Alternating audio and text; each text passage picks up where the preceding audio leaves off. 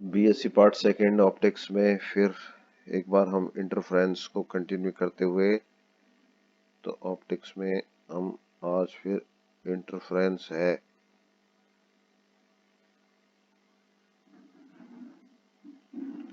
व्यतिकरण को ही कंटिन्यूस पढ़ेंगे।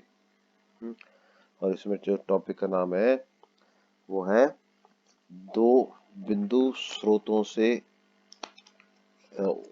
व्यतिकरण है, दो बिंदुवत स्रोतों से उत्पन्न तरंगों के मध्य अध्यारोपण।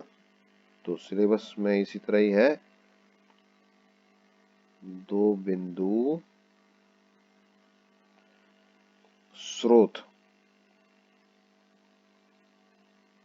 स्रोतों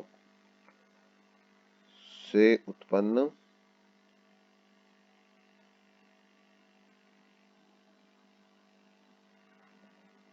तरंगों के मध्य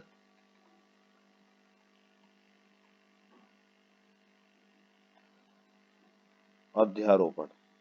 तो अध्यारोपण में हम इसमें वही पढ़ेंगे, व्यतिकरण वाला पार्ट ही पढ़ेंगे, है ना। हम इसमें अध्यारोपण, सिलेबस में इसी तरह से पॉइंट का नाम है। तो दो बिंदु स्रोत हैं और उन बिंदु स्रोतों से तरंगे उत्पन्न होती हैं और वो किसी एक पॉइंट पे मिलती है। तो मैं एक चित्र बना लेता हूँ। देखिए, चित्र आपको सुविधा से समझ आ जाए इसलिए हम मैं दो बिंदु स्रोत ऐसे मान लेता हूँ और उनसे एक बिंदु यहाँ पर ये तरंगे आ रही हैं, यहाँ से ये तरंगे ऐसे आ रही है। तो ये मैं आपको समझाने के लिए बनाया है कि हालांकि तरंगे अलग अलग दिशा में जा रही हैं, एक तरंग इस दिशा में जा रही है और दूसरी इस दिशा में, पर फिर भी हमें मानते हैं तरंगे आ रही हैं। और तरंगे देखिए यहाँ से उत्पन्न होती है, हम ये मानते हैं ये प्रकाश तरंगे हैं। और प्रकाश तरंगे एक साइन वेव होती है। लाइट क्या होती है? एक साइन वेव होती है। और इसमें जो डिस्प्लेसमेंट होता है, विस्थापन, जैसे साइन साइन के ये ग्राफ होता है, जिस साइन का ग्राफ होता है, तो इसमें तरंग ऐसी तरंग होती है। तो इसमें जो डिस्प्लेसमेंट होता है ये विद्युत क्षेत्र का और चुंबकीय क्षेत्र का होता है। विद्युत क्षेत्र का अलग होता है, चुंबकीय क्षेत्र का अलग होता है। जैसे एक तनी हुई डोरी होती है, डोरी में हम अगर ऐसे हिलाएं तो ये तरंगे यूं उत्पन्न होती है, ये भी साइन वेव है। लेकिन इसमें डिस्प्लेसमेंट इस डोरी के कणों का होता है, पार्टिकल्स का। लेकिन यहाँ पर ये प्रकाश में विद्युत क्षेत्र और चुंबकीय क्षेत्र, electric field and magnetic field दोलन करते हैं। खैर, यहाँ से हम विद्युत क्षेत्र के दोलन इंपॉर्टेंट मानते हैं। तो यहाँ से देखिए, ये जैसे ये तरंग ऐसे यूं यूं यूं यूं निकलती है और यूं पहुंचती है और ये यहाँ तक आकर के ऐसे पहुंचती है। और इधर से जो तरंग आती है वो ऐसे पहुंचती है। तो ये तरंगे ऐसे पहुंच रही हैं। तो दोनों तरंगे अलग अलग दूरी तय करती हैं और अलग अलग कला में पहुंचती हैं। तो ये मान लीजिए यहाँ से ये पहली तरंग है वो R1 दूरी तय करके पहुंचती है यहाँ तक, और दूसरी तरंग R2 दूरी तय करके पहुंचती है। दोनों तरंगों की आवृत्ति ओमेगा समान है। ओमेगा आवर्ती, कोणीय आवर्ती समान है। ओमेगा क्या होती है? 2πf। ये सब पढ़ा है आपने। एफ आवर्ती है, ओमेगा कोणीय आवर्ती है। तो किसी समय टी पर एक साथ यहाँ पर पहुंच जाती है। तो हम ऐसा मानते हैं ये जो पहली किरण है, ये इसका जो समीकरण है, इसको मैं मानता हूँ ये विस्थापन, यहाँ पर इसका विद्युत क्षेत्र का विस्थापन, इस जगह जो पहली किरण है ना, ये यहाँ ऐसे पहुंचती है। तो ये यहाँ से यहाँ तक की दूरी y1 है। तो ये y1 बराबर, ये साइन तरंग है। तो हम देखिए इसको आपने तरंग फॉर्मूला पढ़ा होगा, a sign omega T minus KR1। ये पहली तरंग का समीकरण है। ए तरंग का आयाम है। ये क्या है? आयाम। आयाम क्या होती है? ये अधिकतम विस्थापन होता है ना, ये दूरी है। ये अधिकतम विस्थापन तरंग त्वरण में ये ए आयाम होता है। और ओमेगा इस कण की कोणीय आवर्ती है, जो आवर्ती से इस फार्मूले से संबंध रहती है। के मैं बता दूं, के हमको एक कहते हैं वेव वेक्टर, इसे क्या कहते हैं, तरंग सदिश, इसे कहते हैं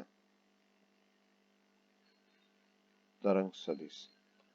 इस के का मान देखिए, के का ओमेगा का मान क्या होता है, 2 पाई अपॉन टी, और टी आवर्तकाल है, इसको हम 2 पाई एन भी लिख सकते हैं, क्योंकि टी और एन में क्या संबंध होता है, ये संबंध होता है।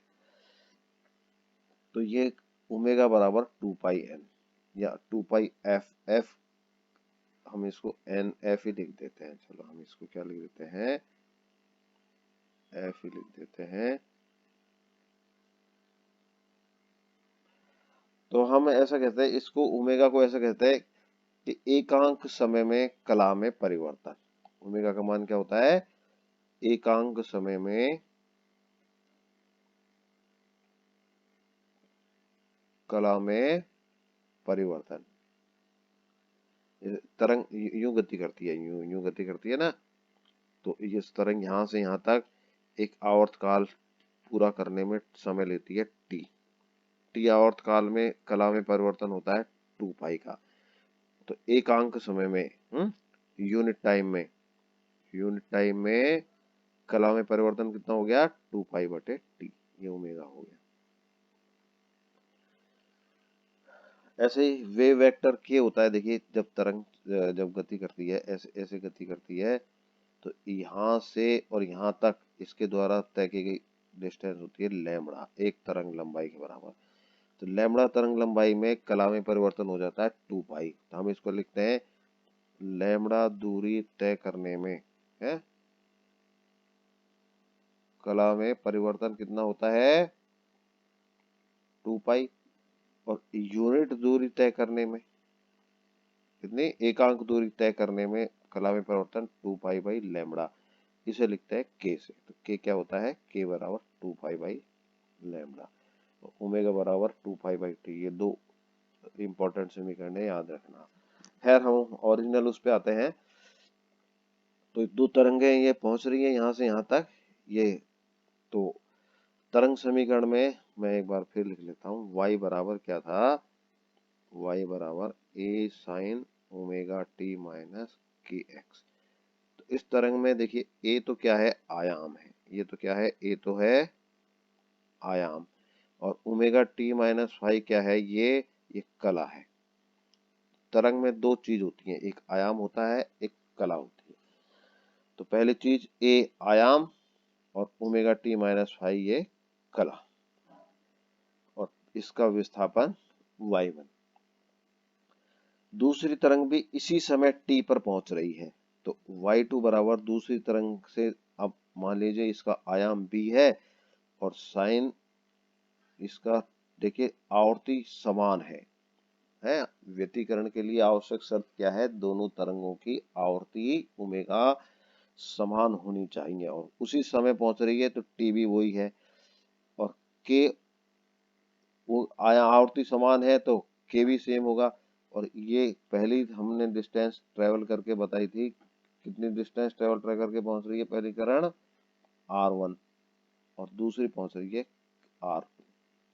तो ये दूसरी समीकरण का वो हुआ। तो के और ओमेगा समान है, क्योंकि दोनों तरंगों की आवर्ती समान है तो दोनों की लैम्बडा समान है। तो दोनों तरंगों के क्या है, ओमेगा एंड के समान है। ओमेगा समान है मतलब एन और लैम्बडा दोनों के, पहली की आवृत्ति दूसरी की आवृत्ति के बराबर, दूसरे वाली का तरंग दैर्घ्य दूसरी तरंग दैर्घ्य के बराबर। तो ये मैंने दो समीकरण आपको बता दी। अब ये दोनों तरंगे इस पॉइंट, यहाँ पर जो पॉइंट है ना, ये इस पॉइंट पर मिलती है। तो मिलती है, तो इस पॉइंट पर जो परिणामी विद्युत क्षेत्र होगा y बराबर y1 प्लस y2 दोनों के सदिश योग के बराबर होगा। सदिश योग इसलिए क्योंकि एक तला में दोनों की कला अलग अलग है, तो इसलिए हम उनको सीधा नहीं जोड़ सकते। तो परिणामी आयाम या परिणामी विद्युत क्षेत्र क्या हुआ, इन दोनों का योग के बराबर। A sine omega T minus K R one plus B sine omega T minus K R two. तो ये दो एक मैथमेटिक्स का फॉर्मूला आ गया, हम इसको खोल लेते हैं। तो इसको हम लिखते हैं A sine omega T cos K R one plus A sine, sine नहीं कॉस आएगा, ए कॉस इसको omega T cos K R R one ही आएगा ये है। ये मैंने क्या किया, पहला ब्रैकेट इसको खोल लिया, तो ये वाली चीज आई पहले ब्रैकेट खोलने में, प्लस दूसरा ब्रैकेट ये वाला है, ये इसको भी खोल लेते हैं। तो पहले में तो आएगा बी साइन, मैथ्स के स्टूडेंट हो इसलिए sign omega T cos K R two और माइनस साइन आएगा, एक मिनट, इसको हम माइनस साइन, हम ऐसा करते हैं इस तरंग को जो समीकरण है ना, चलो इसको खोलें तो ये माइनस, यहाँ पे भी माइनस करना पड़ेगा अपने को,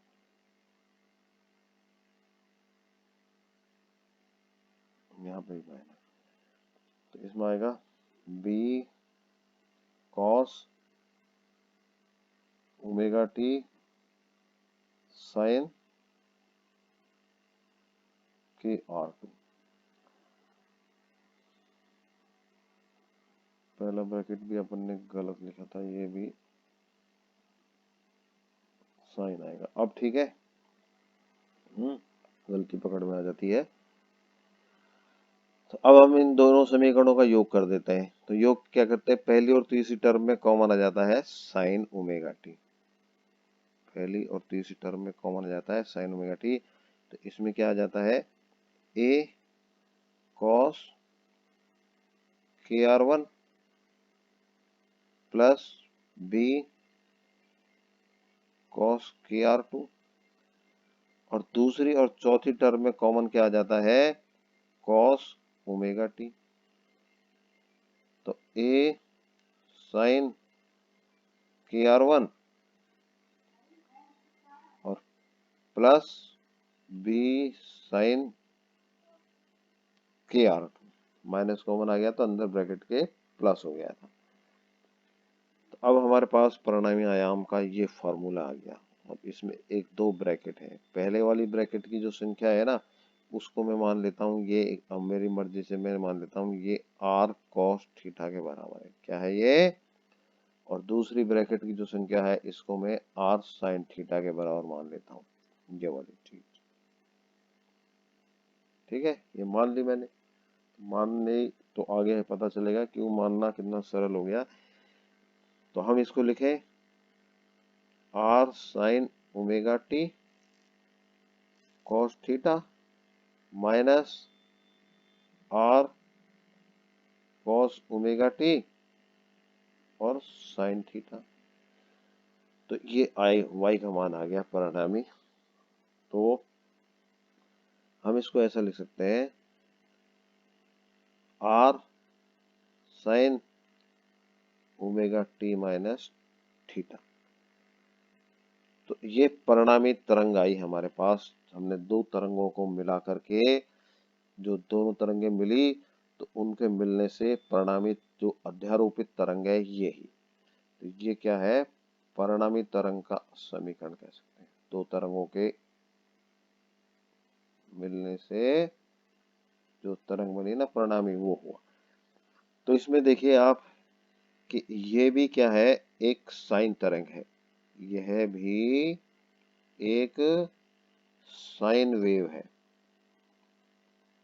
इस तरंग का आयाम कितना है, इस तरंग का आयाम जो परिणामी तरंग है, कौन सी, परिणामी तरंग का आयाम तो है आर, और परिणामी तरंग क्या कला क्या है ओमेगा टी माइनस थीटा। तो ये दो चीज है तरंग की इंपॉर्टेंट। तो अब हम आते हैं परिणामी तरंग का आयाम और कला है ये कब मैक्सिमम होगी और कब मिनिमम होगी। तो जो परिणामी तरंग का आयाम है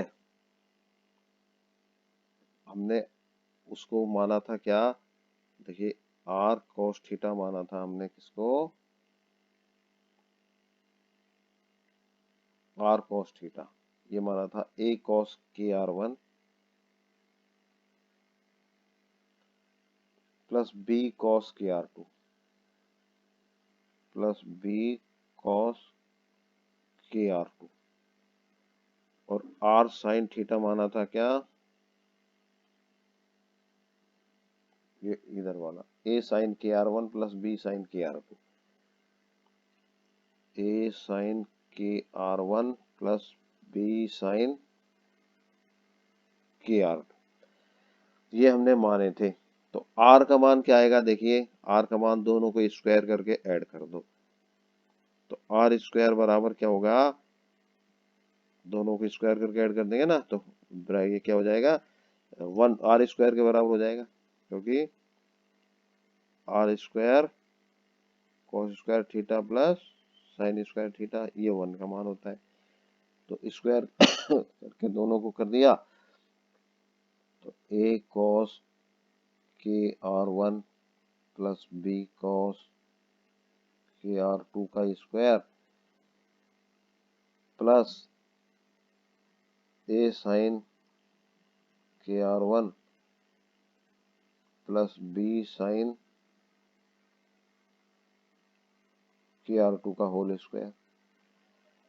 तो इन दोनों का होल स्क्वायर आ गया, ये है आर स्क्वायर बराबर मान। अब हम इन दोनों को खोल करके लिख देते हैं। तो आर स्क्वायर बराबर, अब इसका स्क्वायर में पहली चीज का स्क्वायर लिखो, इसका चारों का स्क्वायर लिखिए। देखिए पहली टर्म तो क्या आएगी इसकी, मैं कुछ डायरेक्ट लिखता हूँ। पहली टर्म तो आएगी A square cos square K R one, इस ब्रैकेट की पहली टर्म आएगी क्या, ए स्क्वायर साइन स्क्वायर, चलो मैं खोल के ले, आपको दिक्कत आएगी। इसका दूसरी टर्म क्या आएगी, B square cos square K R two plus two A B cos K R one cos K R two plus, अब इस ब्रैकेट को खोलो दूसरे को, वो आएगी A square sine square K R one plus B square sine square K R two plus two A B sine K R one sine K R two. ये दोनों का खोल के लिख दिया हमने। तो आर स्क्वायर बराबर देखिए ये, इसको इसके साथ ऐड कर दो, इसके इसके साथ ऐड कर दो, इनको अलग ऐड कर दो, तो इनमें ए स्क्वायर कॉमन आ जाएगा, और ब्रैकेट के अंदर cos square K R one और sign square K R one, तो वो वन आ जाएगा। ऐसे इन दोनों में, इसमें क्या होता है, इन दोनों में बी स्क्वायर कॉमन आ जाएगा है, इन दोनों ये इसमें और इस राशि में, तो बी स्क्वायर और ब्रैकेट में क्या आ जाएगा, cos square K R one plus sine square K R two, तो ये वन हो जाएगा। और तो ये पहली चार टर्म में ये इनका तो ये सम आ गया, और इसमें हम कॉमन ले लेते हैं टू ए बी इस में और इस पद में, तीसरे और छठे पद में, और ये आ जाएगा cos K R one cos K R two plus sign K R one sine K R two. तो परिणामी आयाम कितना आया हमारे पास, देखिए आर स्क्वायर बराबर A square plus B square plus two A B, और ये देखिए यहाँ पे ना cos K R one cos K R two sine K R one sine K R two, तो ये क्या बना हमारे पास, cos K R one minus K R two, ये होगा ना cos A minus B, cos B plus sine A sine B. तो ये आ गया A square plus B square plus two A B और कॉस और K R one minus R two. तो ये हमारे पास परिणामी आयाम आ गया आर स्क्वायर बराबर, परिणामी आयाम का स्क्वायर। तो आर बराबर आ गया under root A square plus B square plus 2ab cos K R one minus K R two. तो आज हम 20 मिनट हो गए हैं, तो आज हम यहीं से करेंगे। तो कल हम संपोषी व्यतिकरण और विनाशी व्यतिकरण के बारे में बताएंगे इस फार्मूले को यूज करते हुए। तो थैंक यू, आज के लिए इतना ही काफ़ी है।